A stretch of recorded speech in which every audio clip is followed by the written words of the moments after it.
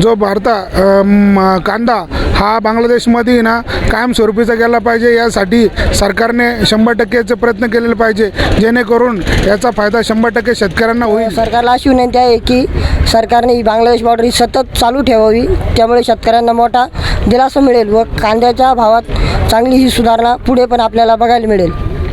नुकतीच बांगलादेश सरकारने कांदा आयातीला परवानगी दिलेली आहे, परंतु ही परवानगी देताना बांगलादेश सरकारकडे यापूर्वी ज्या 50 आयातदारांनी कांदा आयातीसाठी ॲप्लिकेशन केले होते, तर त्याच 50 आयातदारांना त्यांनी परवानगी दिलेली आहे आणि त्यामध्ये बांगलादेश सरकारने प्रत्येक आयातदाराला 30 मेट्रिक टन, प्रत्येक दिवशी 30 मेट्रिक टन असं 1500 मेट्रिक टन कांदा हा दररोज आयात करण्याचीच फक्त परवानगी दिलेली आहे। यामुळे भारतीय कांद्याला जरी आता निर्यात करण्याची संधी मिळालेली असली तरी पण पुरेशा प्रमाणात तो कांदा निर्यात होणार नसल्याने त्याचा फारसा फायदा हा भारतीय शेतकऱ्यांना होण्याची शक्यता नाही।